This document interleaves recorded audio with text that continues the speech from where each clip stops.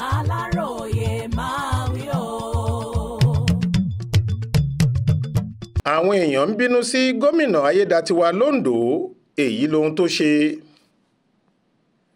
Awuyewuye tó ń wáyé lórí ọ̀rọ̀ àwọn ìjọba ìbílẹ̀ tuntun tílé ẹjọ́ gíga kan tó fìlú Àkúrẹ́ ṣe ibùjókòó fagilé láìpẹ́ yìí kò tí ì dáwọ́ dúró rárá,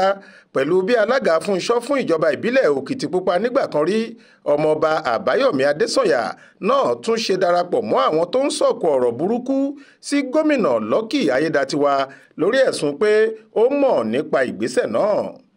Adésànyà nínú lẹ́tà kan tó fi ṣọwọ́ sí àwọn oníròyìn kan lọ́sẹ̀ tó kọjá yìí ní gómìnà Ayédatiwa gan lòún di gbogbo ẹ̀bi bí wọ́n ṣe fagilé àwọn ìjọba ìbílẹ̀ tuntun náà, èyí tí ọ̀gá rẹ̀ olóògbé Rótìmí Akérédolú dá sílẹ̀ kó tó kú rẹ́. Ó ní ó yẹ kó yé gómìnà pé ìtàn burúkú tí kò ní ṣe é gbàgbé ló ń fi lélẹ̀ tó bá fi kùnà láti pe ẹjọ́ kòtẹ́milọ́rùn tako ìdájọ́ náà, nítorí èyí yóò fi hàn gbangba pé ó ń ṣàtìlẹ́yìn fún pípa àwọn ìjọba ìbílẹ̀ tuntun 23 náà rẹ́, léyìí tó ṣokùnfà ìdájọ́ tó wáyé lórí rẹ̀ láti ilé ẹjọ́ gíga ọ̀hún, àti pé ìgbésẹ̀ náà lè ṣàkóbá ńlá fún ẹgbẹ́ òṣèlú All Progressives Congress APC nínú àwọn ètò ìdìbò tó ń bọ̀ lọ́jọ́ iwájú nípínlẹ̀ Ondo. Ọkùnrin yìí tó jẹ́ alukoro àkọ́kọ́ fẹ́gbẹ́ òṣèlú All Progressives Congress nípínlẹ̀ náà ní gbogbo àwọn gómìnà mẹ́tẹ̀ẹ̀ta tó ti jẹ ṣáájú Ayédatiwa láti ọdún 1999 bẹ̀rẹ̀ látorí olóògbé Adébáyọ̀ Adéfarati,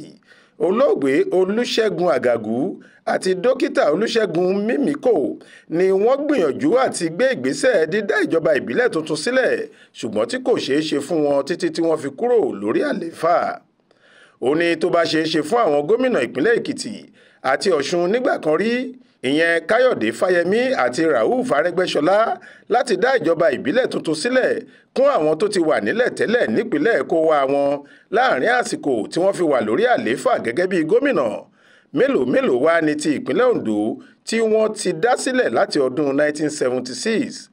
Adésànyà tó jẹ́ ọ̀kan nínú àwọn amúgbálẹ́gbẹ̀ẹ́ pàtàkì fún igbákejì ààrẹ ilé ìgbìmọ̀ asòfin àgbà l'Àbújá ní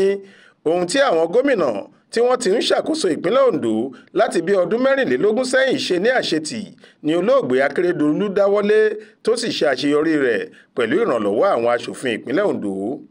Ó wá gba Ayédatiwa nímọ̀ràn kó tètè lọ pe ẹjọ́ kòtẹ́milọ́rùn kíákíá, kó sì jáwọ́ nínú ìgbésẹ̀ pípa àwọn ogún rere tí àkẹ́tì fi sílẹ̀ fún àwọn èèyàn ìpínlẹ̀ Ondo run. Olúṣèyẹ Ìyádé ló ṣàkójọ ìròyìn yìí fún iléeṣẹ́ tẹlifíṣàn Aláròyé Online TV. Faith Adébọ́lá ló kà á sétí ìgbọ́ yín.